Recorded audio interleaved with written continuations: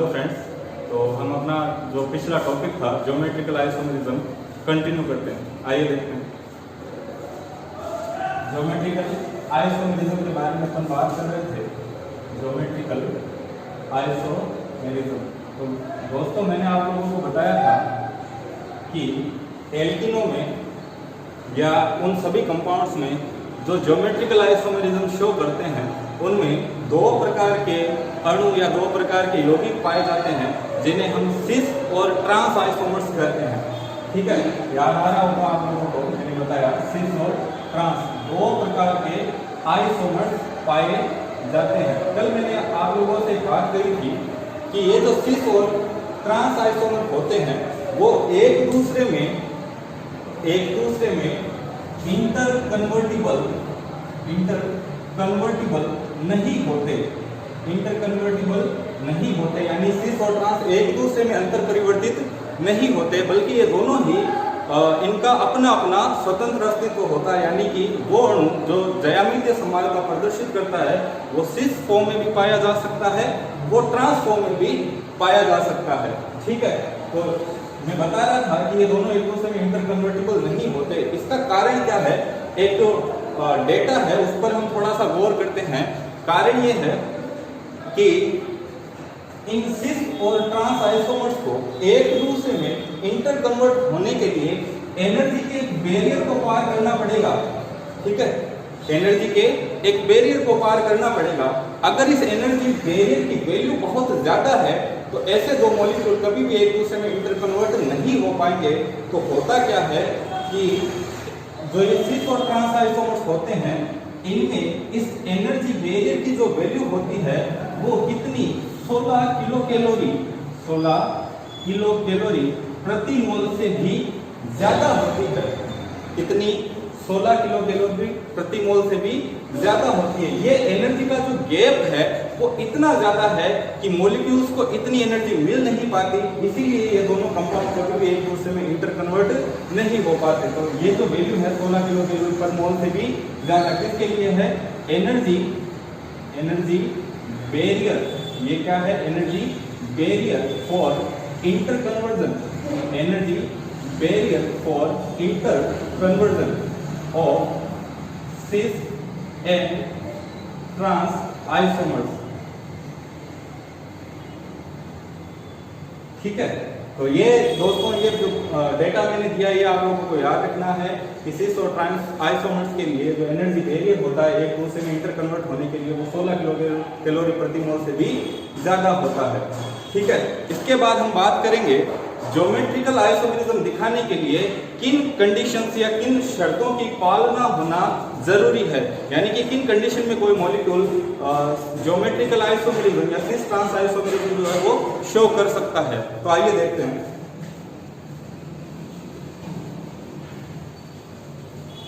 देखिएगा, मैं कंडीशंस लिख रहा हूं। Condition for geometrical isomerism. तो दोस्तों देखिएगा, किसी कंपाउंड के ज्योमेट्रिकल आइसोमेरिज्म शो करने के लिए दो कंडीशंस फॉलो करना बहुत जरूरी है। वो दो कंडीशन क्या है? Number 1, there should be restricted rotation. There should be restricted rotation. यानी कि जो घूर्णन है वो कैसा होना चाहिए? वो प्रतिबंधित होना चाहिए, यानी कि घूर्णन प्रतिबंधित होना चाहिए। कहने का मतलब ये है कि फ्री रोटेशन नहीं होना चाहिए। हम लोगों ने देखा था कि एल्केनो में क्या होता है, सिग्मा बॉन्ड की एक्सिस पर ये जो एटम्स होते हैं या ग्रुप्स होते हैं इनका लगातार फ्री रोटेशन होता रहता है, जबकि एल्किनो में मैंने आप लोगों को बताया था कि ये रोटेशन जो है वो फ्रीज हो जाता है, रेस्ट्रिक्टेड हो जाता है। तो घूर्णन कैसा होना चाहिए? प्रतिबंधित होना चाहिए।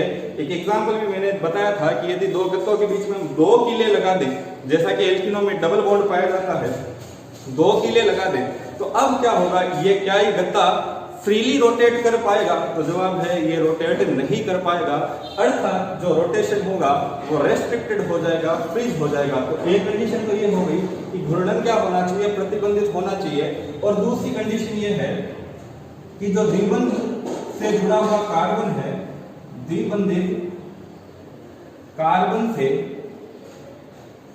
जुड़े हुए दोनों समूह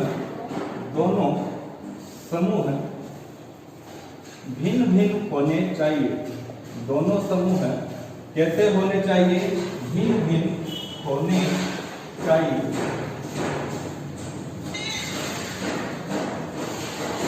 Two groups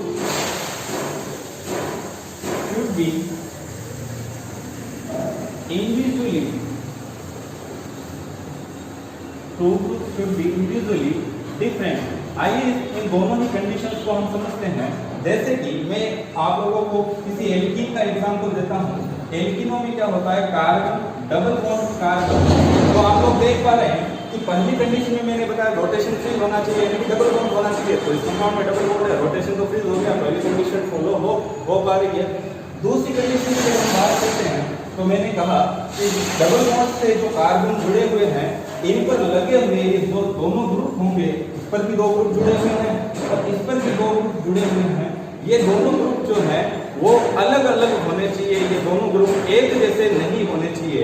कहने का मतलब ये है कि अगर इस कार्बन से कोई ग्रुप ए जुड़ा है तो इधर वाली साइड में कोई ग्रुप बी जुड़ा होना चाहिए। वो ए नहीं हो सकता, सेम नहीं होना चाहिए।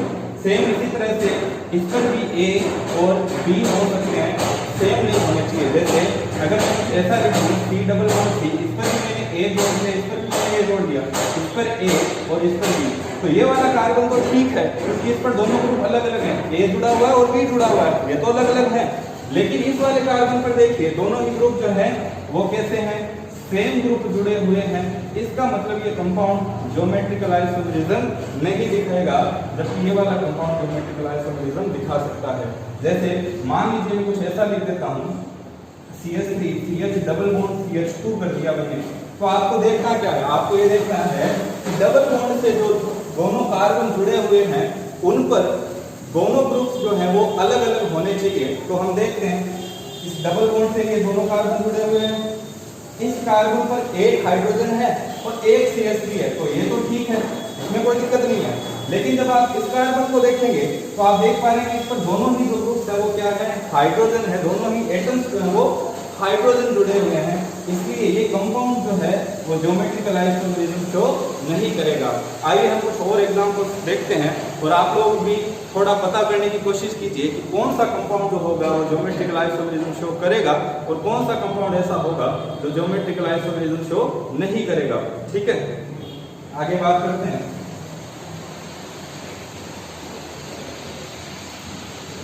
मैं कुछ एग्जांपल्स बना रहा हूँ आप लोगों के सामने।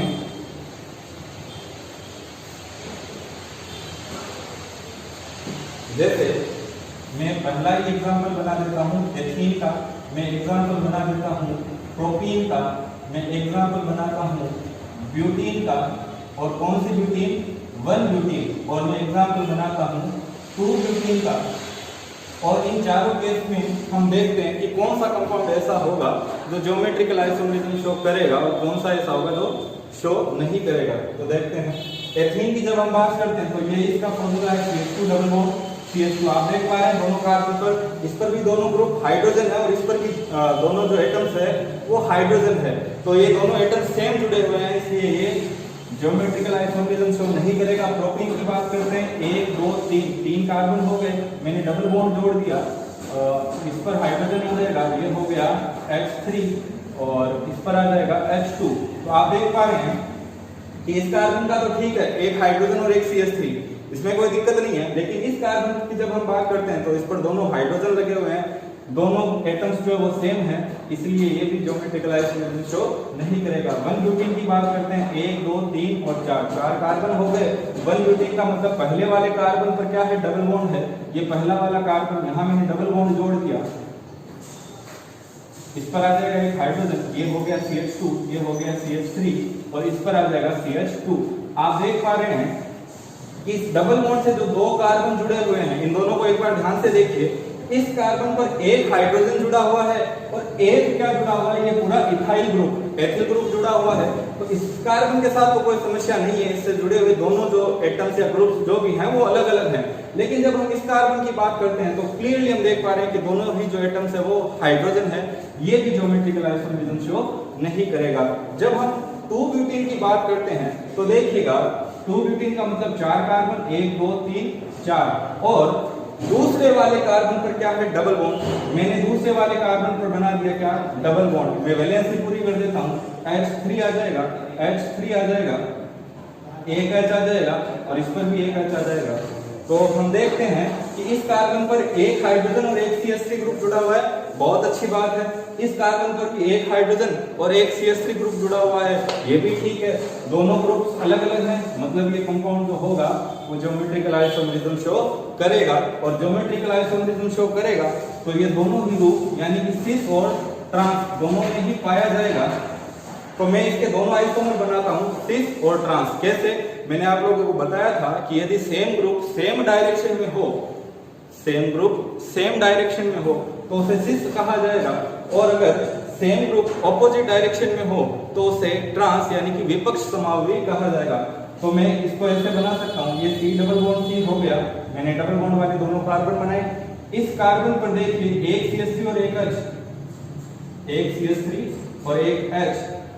अब मुझे करना क्या है, सेम ग्रुप को सेम साइड में रखना है। इस कार्बन पर भी एक H और एक CH3 जुड़ा है, दोनों H मैंने एक साइड में कर दिए, दोनों CH3 एक साइड में कर दिए। आप देख पा रहे हैं दोनों CH3 एक साइड में है, दोनों H एक साइड में है, तो ये क्या हो जाएगा, सिस। अब मैं क्या करूंगा, मैं इन सेम ग्रुप्स को ऑपोजिट डायरेक्शन में कर दूंगा। कैसे करूंगा, इस CH3 को इधर लिख दूंगा, H को ऊपर कर दूंगा। देखिएगा CH3 H C double bond C, H चला गया ऊपर और CH3 आ गया नीचे। आप लोग देख पा रहे हैं कि दोनों CH3 ऑपोजिट डायरेक्शन में है, दोनों H भी ऑपोजिट डायरेक्शन में। ऐसा जो आइसोमर होगा वो कहलाएगा क्या, ट्रांस आइसोमर यानी कि विपक्ष समावयवी। ठीक है दोस्तों, तो ये हो गई बात कि एल्किनों में किस तरह से ज्योमेट्रिकल आइसोमर्स बनते हैं। हम कुछ और एग्जांपल देखेंगे, मैं कितने ही एग्जांपल्स बना सकता हूं। और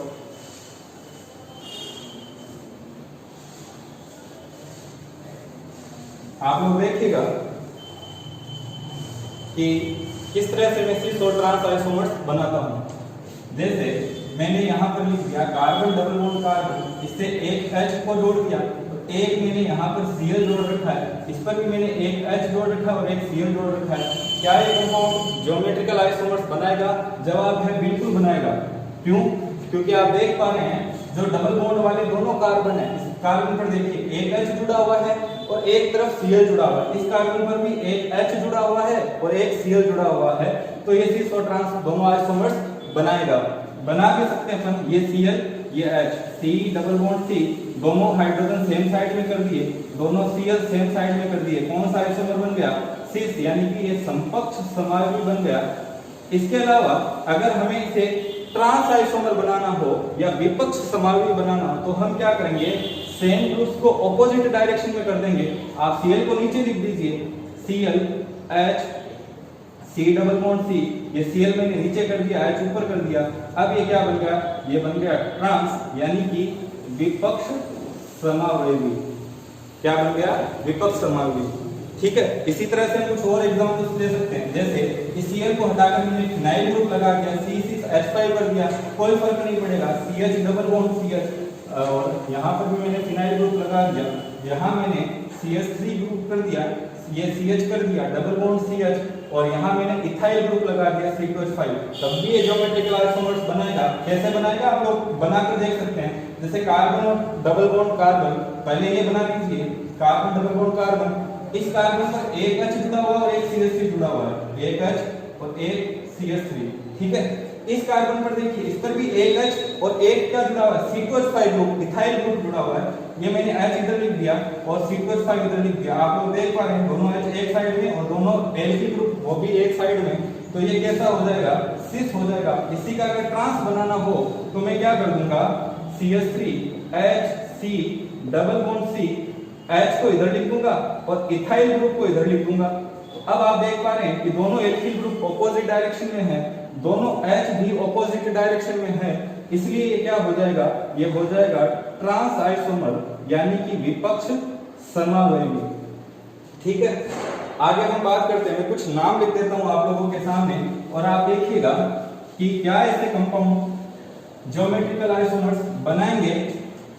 देखिएगा, मैं लिख रहा हूं पेंट 2इन, पेंट 2इन और मैं लिख देता हूं हेक्स 3इन। क्या लिख देता हूं, हेक्स 3इन। मैंने दो ये कंपाउंड लिखे हैं, मुझे खुद को भी अभी पता नहीं है कि ये कंपाउंड्स ज्योमेट्रिकल आइसोमर्स बनाएंगे या नहीं बनाएंगे। आइए हम पता करते हैं। पेंट 2इन का मतलब, पेंट का मतलब 5 कार्बन, मैंने 5 कार्बन बनाए, 1 2 3 4 और 5। ठीक है, 2इन का मतलब हो गया कि दूसरे वाले कार्बन पे क्या है, डबल बॉन्ड है। ये रहा दूसरा वाला कार्बन, यहाँ पर आ गया क्या, डबल बॉन्ड। मैं वैलेंसी पूरी कर देता हूँ, H3 आ गया, इधर H आ जाएगा, ये हो जाएगा H, इधर CH2 और ये CH3। आप लोग क्लियरली देख पा रहे हैं। डबल बॉन्ड वाले दोनों कार्बन देखिए, इस कार्बन पर एक H जुड़ा हुआ है और एक मिथाइल ग्रुप CH3 जुड़ा हुआ है। जो कंडीशन थी हमारी वो सेटिस्फाई हो रही है। इस कार्बन पर देखते हैं, ये भी H जुड़ा हुआ है और इधर क्या जुड़ा हुआ है, इथाइल ग्रुप जुड़ा हुआ है, मतलब दोनों ग्रुप्स अलग अलग हैं। जवाब है ये कंपाउंड जो होगा वो ज्योमेट्रिकल आइसोमरिज्म शो करेगा। दूसरा और देखते हैं, हेक्स 3इन की बात करते हैं तो हेक्स 3 में क्या हो जाएगा, 6 कार्बन है, 1 2 3 4 5 और 6, ये मैंने 6 कार्बन बना दिए।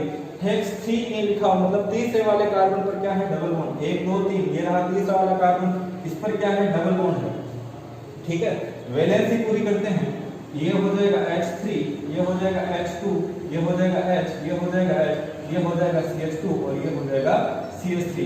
मैं देखना चाहता हूं कि क्या ये कंपाउंड ज्योमेट्रिकल आइसोमरिज्म शो करेगा। दोनों कार्बन को चेक कीजिए, इस कार्बन पर एक H जुड़ा हुआ है और एक क्या जुड़ा है, इथाइल ग्रुप। इस कार्बन पर हम देखते हैं, ठीक है, इस कार्बन पर क्या जुड़ा हुआ है, एक H जुड़ा हुआ है और एक इथाइल ग्रुप जुड़ा हुआ है, मतलब ये वाला कंपाउंड भी ज्योमेट्रिकल आइसोमरिज्म शो करेगा। कुछ और एग्जांपल्स हम देखते हैं।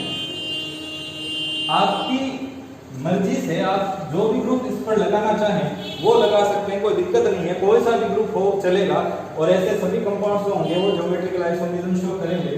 ठीक है, जैसे जरूरी नहीं है हम एल्किल ग्रुप की जोड़े, आप कुछ भी जोड़ सकते हैं। मान लीजिए मैंने इधर COH जोड़ दिया और इधर H जोड़ दिया, ये हो गया कि यहाँ मैंने लिख दिया डबल बॉन्ड और इधर मैंने कर दिया COH और इधर मैंने कर दिया H, तो ये वाला कंपाउंड भी ज्योमेट्रिकल आइसोमरिज्म शो कर रहा है। आप लोग देख पा रहे हैं डबल बॉन्ड से ये दोनों कार्बन जुड़े हुए हैं। इस कार्बन पर देखिए एक COH ग्रुप जुड़ा हुआ है और एक क्या जुड़ा, H जुड़ा, दोनों ग्रुप अलग अलग हैं। इस कार्बन पर देखिए एक COH जुड़ा है, एक H जुड़ा है, तो इसका मतलब ये कंपाउंड ज्योमेट्रिकल आइसोमरिज्म शो करेगा। दोनों COH एक ही डायरेक्शन में है, दोनों हाइड्रोजन एक ही डायरेक्शन में है, इसका मतलब ये कौन सा, समकक्ष समावयवी है, यानी कि सिस आइसोमर है। अगर मुझे इसी का ट्रांस बनाना हो तो मैं क्या करूंगा, इन दोनों COH को एक दूसरे के आमने सामने कर दूंगा। कंडीशन कुछ ऐसी हो जाएगी, COH C double bond C, ये आ जाएगा COH, H को कर दिया मैंने फिर से आमने सामने, ये क्या बन गया दोस्तों, ये बन गया विपक्ष समावयवी यानी कि ट्रांस आइसोमर। ठीक है, तो इस तरह से हमने देखा कि बहुत सारे एग्जांपल्स हम ले सकते हैं, ऐसे बहुत सारे कंपाउंड है जो ज्योमेट्रिकल आइसोमरिज्म शो करेंगे। मैं आपके सामने एक छोटा सा एग्जांपल लिखता हूं, आप लोग देखिएगा कि क्या ये कंपाउंड ज्योमेट्रिकल आइसोमरिज्म शो करेगा। मैंने इधर लिख दिया CH3 का ऑल्टवाइज और ये C डबल बॉन्ड C, इधर कर दिया मैंने C और इस पर Cl कर दिया, इधर मैंने Br कर दिया। मैं आपसे पूछ रहा हूँ कि क्या ये कंपाउंड ज्योमेट्रिकल आइसोमरिज्म शो करेगा। आइए देखते हैं। डबल बॉन्ड वाले दोनों कार्बन देखिए तो मुझे दिख रहा है कि ये और ये दोनों कार्बन डबल बॉन्ड से जुड़े हुए हैं। जब मैं इस कार्बन को देखता हूँ, इस पर एक ग्रुप Br जुड़ा हुआ है और एक ग्रुप Cl जुड़ा हुआ है। एक्चुअली ग्रुप बोलना गलत है, ये एटम्स हैं। तो एक जो परमाणु इस पर ब्रोमीन है और एक है इस पर क्लोरीन। तो यहाँ तक तो ठीक है, दोनों एटम्स अलग अलग हैं, लेकिन इस कार्बन पर जब हम देखते हैं, इस कार्बन पर जब हम देखते हैं तो ये दोनों ही क्या जुड़े हैं, इधर CH3 ग्रुप जुड़े हुए हैं। इसका मतलब ये कंपाउंड ज्योमेट्रिकल आइसोमरिज्म शो नहीं करेगा। तो ये तो बात हो गई एल्किनों के बारे में, और हम लोगों ने सीखा कि किस तरह से हम एल्किनों में ज्योमेट्रिकल आइसोमरिज्म शो करते हैं। और जब हमने ज्योमेट्रिकल आइसोमरिज्म के बारे में बात की तो हमने सिस और ट्रांस आइसोमर्स बनाने सीखे। दोस्तों आप लोगों को ये पता चलना चाहिए कि कौन सा जो आइसोमर है वो सिस है और कौन सा आइसोमर जो है वो ट्रांस है। कुछ एग्जांपल्स या कुछ एल्कीने में आप लोगों के सामने बनाता हूं, आप लोग देखिएगा कि ये एल्कीने जो है वो सिस है या ट्रांस है। जैसे मैंने कुछ एग्जांपल बनाया, मैंने ऐसा कर दिया, ये एक एल्कीन का एग्जांपल है, मैंने ऐसा बना दिया।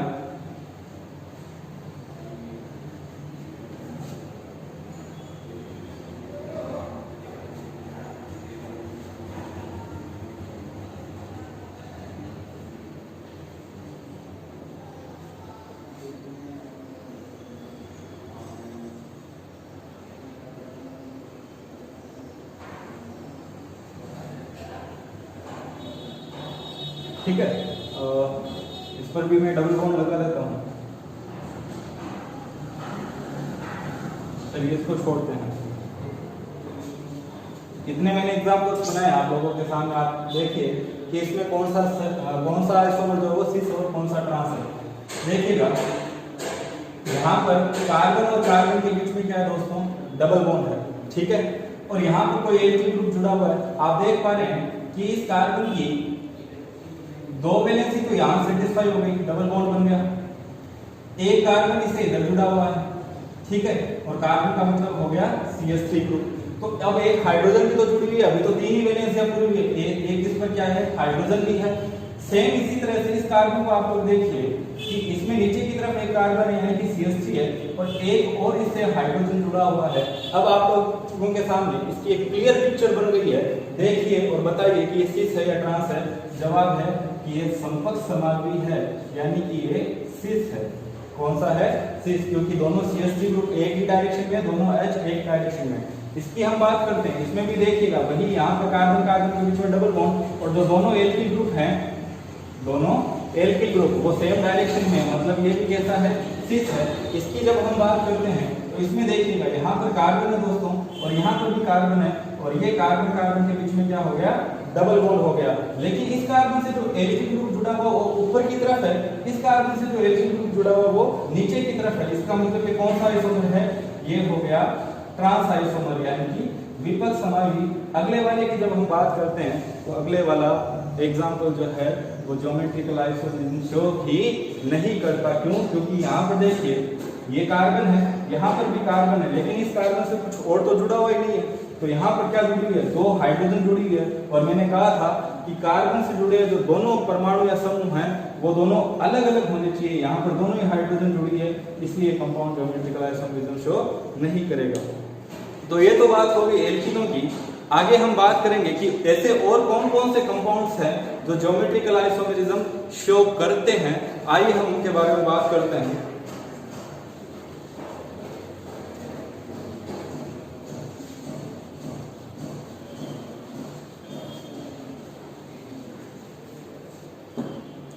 तो दोस्तों देखिएगा ज्योमेट्रिकल आइसोमर्स के हम कुछ जब एग्जांपल लिख रहे थे, एक तो एग्जांपल आ गया किनका, एल्किनों का। इसके अलावा जो एलिसाइक्लिक यौगिक होते हैं, कौन से, एलिसाइक्लिक यौगिक यानी कि चक्रीय यौगिक। और चक्रीय यौगिकों का मतलब हो गया कौन से कंपाउंड, साइक्लोएल्केन। कौन से कंपाउंड, साइक्लोएल्केन, यानी कि साइक्लोएल्केन जो होते हैं वो भी ज्योमेट्रिकल आइसोमरिज्म शो करते हैं, क्योंकि उन मॉलिक्यूल्स में भी क्या होता है, जो रोटेशन होता है वो फ्रीज हो जाता है, रेस्ट्रिक्टेड रोटेशन होता है। इसीलिए उनमें भी वही परमाणु और समूह की स्थितियां जो होती है वो फिक्स हो जाती है, और सिस और ट्रांस आइसोमर्स उनमें भी बनते हैं। इसके अलावा ये जो है वो ऑक्सीमो में भी पाया जाता है, ऑक्सीमो में पाया जाता है। और इसके साथ ही साथ ये एजो कंपाउंड्स जो होते हैं उनमें भी पाया जाता है। इतने अलग अलग तरीके के एग्जांपल्स हैं जिनमें ज्योमेट्रिकल आइसोमरिज्म जो है वो पाई जाती है। लेकिन यहाँ पर हम पढ़ चुके हैं, अब हम बात करेंगे साइक्लोएल्केनों के बारे में। किनके बारे में, साइक्लोएल्केनों के बारे में। आइए देखते हैं कि किस तरह से साइक्लोएल्केन जो होते हैं वो ज्योमेट्रिकल आइसोमरिज्म शो करते हैं। देखिएगा दोस्तों, जब मैं साइक्लोएल्केनों की बात करूंगा तो आपको बहुत सारे एग्जांपल पता है, साइक्लोप्रोपेन, साइक्लोब्यूटेन, साइक्लोपेंटेन, साइक्लोहेक्सेन। शर्त क्या है कि इन साइक्लोएल्केनों में ज्योमेट्रिकल आइसोमरिज्म शो करने के लिए कम से कम दो sp3 कार्बन होने चाहिए। कम से कम कितने? 2 sp3 कार्बन होने चाहिए जिनसे जुड़े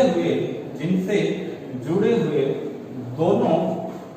दोनों परमाणु या समूह कैसे हो? भिन्न हो। यानी कि कम से कम 2 ऐसे sp3 कार्बन होने चाहिए जिनसे जुड़े हुए दो परमाणु या समूह इंडिविजुअली कैसे हो? डिफरेंट हो, अलग अलग प्रकार के। और ऐसे कितने कार्बन? कम से कम ऐसे 2 कार्बन होने चाहिए। दोस्तों आप लोग देखिएगा कि जब हम साइक्लोएल्केनों की बात करते हैं तो साइक्लोएल्केनों में आप पाते हैं कि हर एक कार्बन जो होता है वो 2 कार्बन से जुड़ा रहता है। यानी कि 2 वैलेंसीज तो ऑलरेडी सेटिस्फाइड हो चुकी है। अब इस कार्बन पर 2 ही ग्रुप और जुड़े हुए हो सकते हैं। तो इस कार्बन से जो 2 ग्रुप जुड़े हुए होंगे वो दोनों कैसे होने चाहिए? अलग अलग होने चाहिए। यानी कि अगर एक ग्रुप A है तो दूसरा वाला B होना चाहिए, C होना चाहिए, D होना चाहिए, कुछ भी हो सकता है, किंतु दोनों समान नहीं होने चाहिए। और ऐसे भी कम से कम कितने कार्बन होने चाहिए? 2 कार्बन होने चाहिए। जैसे इस कार्बन पर मैं लिख देता हूं X और Y। तो अगर ऐसी कंडीशन आ रही है, इस कार्बन पर 2 ग्रुप अलग अलग हैं, इस कार्बन पर भी 2 ग्रुप अलग अलग हैं, मैंने X और Y लिख दिया, दोनों ग्रुप अलग अलग हैं। और आप जानते हैं कि सारे ही कार्बन यहाँ पर कैसे हैं? sp3 है। तो कम से कम ऐसे 2 कार्बन होने चाहिए। उस कंडीशन में वो मॉलिक्यूल जो होगा ज्योमेट्रिकल आइसोमरिज्म शो करेगा। आइए हम कुछ एग्जांपल्स देखते हैं। हम साइक्लोएल्केनों की बात कर रहे हैं, देखिएगा मैं आपके सामने कुछ एग्जांपल्स बनाता हूं। मैंने सबसे छोटा सा एग्जांपल बनाया, इसका नाम है साइक्लोप्रोपेन। जानते हैं आप लोग बहुत अच्छे से साइक्लोप्रोपेन, ठीक है। मैंने बना दिया साइक्लोब्यूटेन। मैंने क्या किया, इस साइक्लोप्रोपेन के ऊपर ही एक मिथाइल ग्रुप और जोड़ दिया। मैंने क्या किया, इस साइक्लोप्रोपेन पर 2 मिथाइल ग्रुप जोड़ दिए। मैंने क्या किया, इस साइक्लोब्यूटेन पर एक इथाइल ग्रुप जोड़ दिया। इस साइक्लोहेक्सेन पर 2 इथाइल ग्रुप जोड़ दिए, ठीक है। अब मैं देखना चाहता हूं कि इनमें से कौन से कंपाउंड्स ऐसे हैं जो ज्योमेट्रिकल आइसोमरिज्म शो कर सकते हैं, आइए देखते हैं। दोस्तों मैंने आप लोगों को बताया था कि कम से कम 2 कार्बन ऐसे होने चाहिए, 2 sp3 कार्बन ऐसे होने चाहिए जिनसे जुड़े हुए दोनों परमाणु या समूह अलग अलग हो। तो जब मैं इसकी बात करता हूं, यहां देखिए CH2 है, इस पर भी CH2 है और यहाँ पर भी CH2 है। मतलब ये कंपाउंड ज्योमेट्रिकल आइसोमरिज्म शो नहीं करेगा। मैंने बताया था दोनों परमाणु या समूह अलग अलग होने चाहिए। तो इनमें तो सभी कार्बन पर 2 हाइड्रोजन जुड़ी हुई है, ये कंपाउंड ज्योमेट्रिकल आइसोमरिज्म शो नहीं करेगा। इसकी बात करते हैं, सेम वही कंडीशन, CH2 सब जगह इसमें क्या है? CH2 है। ये कंपाउंड भी ज्योमेट्रिकल आइसोमरिज्म शो नहीं करेगा। इस कंपाउंड को थोड़ा सा ध्यान से देखिए, क्या ये कंपाउंड ज्योमेट्रिकल आइसोमरिज्म शो करेगा? देखते हैं दोस्तों, यहाँ पर क्या है? CH2 है, यहाँ पर भी CH2 है। इस कार्बन पर देखिएगा 2 वैलेंसीज ऑलरेडी सेटिस्फाइड हो चुकी है। एक तरफ ऊपर क्या लगा हुआ है? CH3 लगा हुआ है। तो एक वैलेंसी पर क्या होगा दोस्तों? H होगा। एक वैलेंसी पर क्या होगा? H होगा। आप देख पा रहे हैं कि ये दोनों ग्रुप्स अलग अलग हैं। इस कार्बन से एक CH3 जुड़ा हुआ है और एक H जुड़ा हुआ है, दोनों ग्रुप्स अलग अलग हैं। लेकिन अभी भी कंडीशन पूरी नहीं हो पा रही। क्यों? क्योंकि मैंने कहा था कि कम से कम ऐसे 2 sp3 कार्बन होने चाहिए। मुझे एक ही sp3 कार्बन ऐसा मिल पा रहा है जिससे जुड़े हुए दोनों परमाणु या समूह अलग अलग हैं। बाकी इस पर दोनों हाइड्रोजन, इस पर भी दोनों हाइड्रोजन है। तो ये कंपाउंड की ज्योमेट्रिकल आइसोमरिज्म शो नहीं करेगा। यहाँ CH2 है, यहाँ CH2 है, ये दोनों नहीं दिखा सकते। इस कार्बन पर जब देखता हूँ तो यहाँ पर भी CH3 है और यहाँ पर भी CH3 है, दोनों एटम्स या दोनों ग्रुप्स जो है वो सेम है। ये कंपाउंड भी ज्योमेट्रिकल आइसोमरिज्म शो नहीं करेगा। इसकी हम बात करते हैं दोस्तों, देखिएगा यहाँ CH2, यहाँ CH2 और यहाँ पर भी CH2, मतलब ये तीनों ही कार्बन इन पर जो ग्रुप्स जुड़े हुए हैं या एटम्स जो जुड़े हैं वो सेम ही है, तो ये तो कंडीशन को सेटिस्फाइड नहीं कर रहे। इस कार्बन पर जब हम देखते हैं दोस्तों तो दो वैलेंसीज तो ऑलरेडी सेटिस्फाइड है, एक इधर और एक इधर। एक तरफ इससे क्या जुड़ा हुआ है, इथाइल ग्रुप जुड़ा हुआ है। ये कौन सा ग्रुप है, इथाइल। तो एक तरफ क्या जुड़ा होगा, H जुड़ा होगा।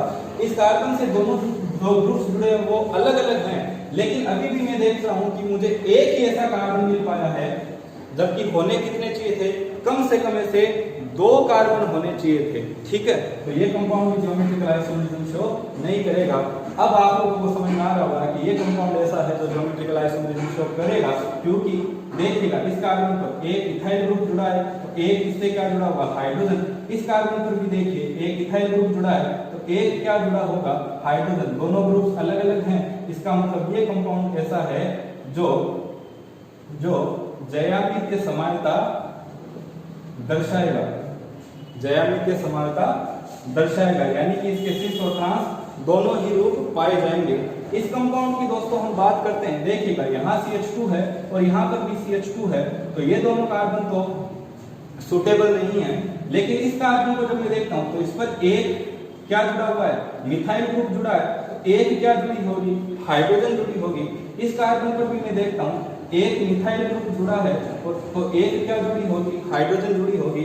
इस कार्बन पर एक H और एक CH3, दोनों ग्रुप अलग अलग। इस कार्बन पर भी देखिए एक CH3 और एक H, दोनों ग्रुप अलग अलग। इसका मतलब ये कार्बन ये कंपाउंड ऐसा होगा जो ज्योमेट्रिकल आइसोमरिज्म शो करेगा, सिस और ट्रांस दोनों ही प्रकार का आइसोमर बनाएगा। इसको हम देखते हैं दोस्तों, तो देखिएगा ये तो CH2 है, गलत है, यहाँ पर ये मतलब ये कार्बन सुटेबल नहीं है। तो मैं इन दोनों कार्बन को चेक करता हूं, इस पर इधर क्या जुड़ा हुआ है, CH3, इस पर भी क्या जुड़ा हुआ है, CH3, दोनों ग्रुप सेम ही हैं। इस पर भी इधर CH3 और इधर CH3, दोनों ग्रुप सेम ही हैं। ये कंपाउंड भी ज्योमेट्रिकल आइसोमरिज्म शो नहीं करेगा। तो हम कुछ ऐसे एग्जांपल्स बनाते हैं जो ज्योमेट्रिकल आइसोमरिज्म शो कर रहे हैं। मैं उनके सिस और ट्रांस दोनों ही आइसोमर आपको बनाकर दिखाता हूं, आप लोग देखिएगा।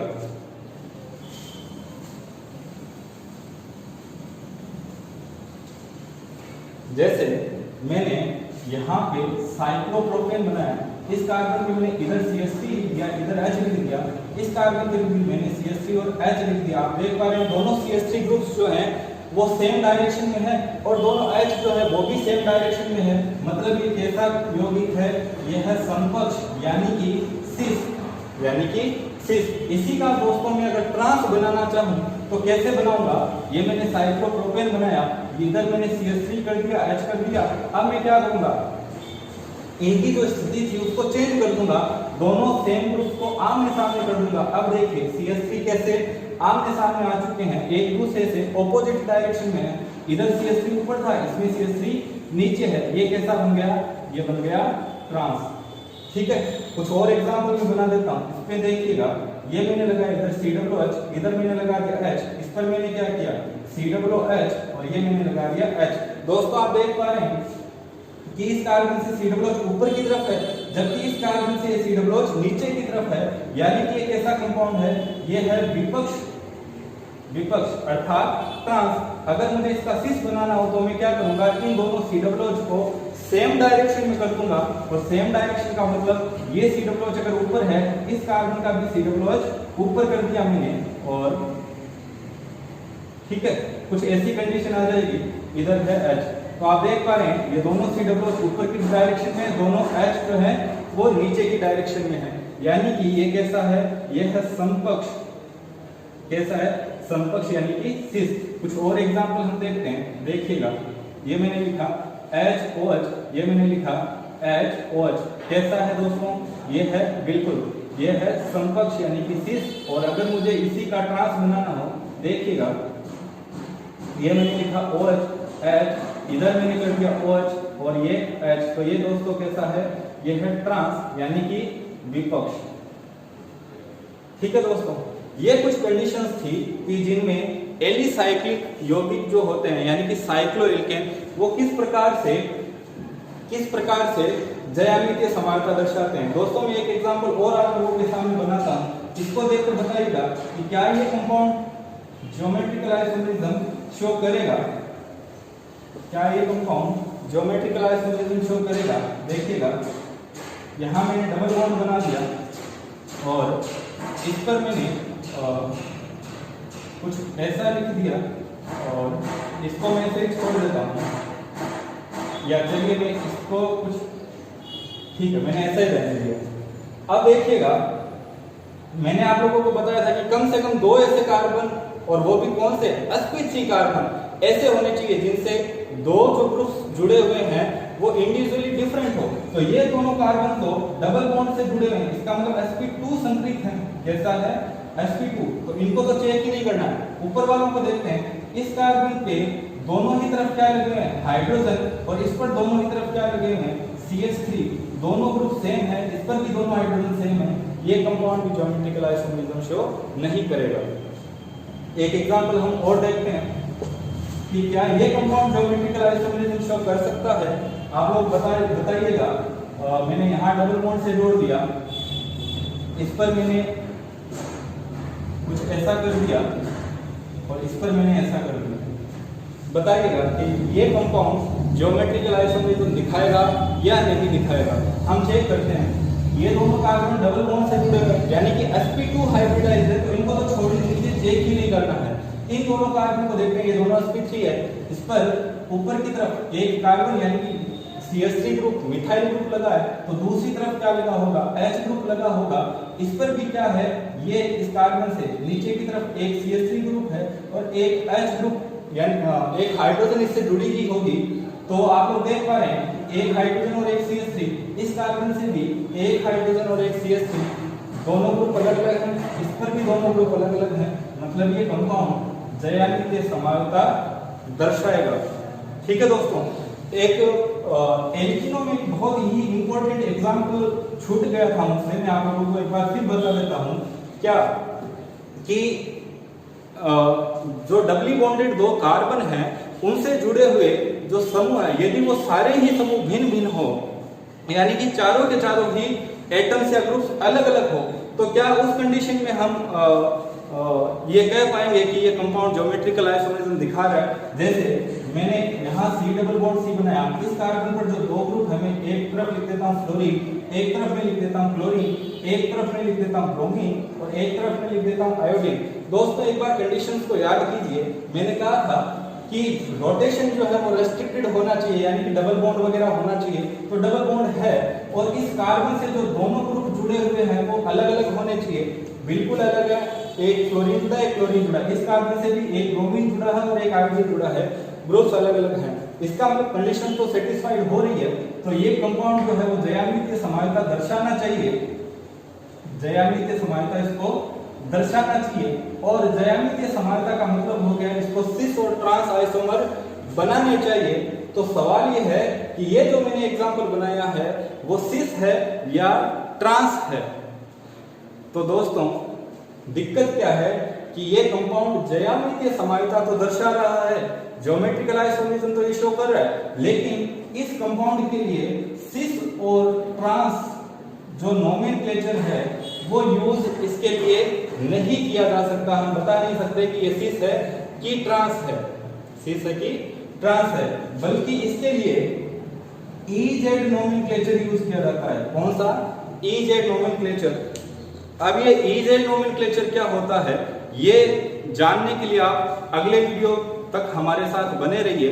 दोस्तों अगर आपको हमारा काम पसंद आ रहा है, आपको हमारे टॉपिक समझ में आ रहे हैं, जो हम पढ़ा रहे हैं वो अगर आप लोगों को अच्छी तरह से समझ में आ रहा है, तो आप हमारे चैनल को सब्सक्राइब कीजिए, ज़्यादा से ज़्यादा वीडियोस देखिए, केमिस्ट्री सीखिए और अपने दोस्तों के साथ शेयर कीजिए।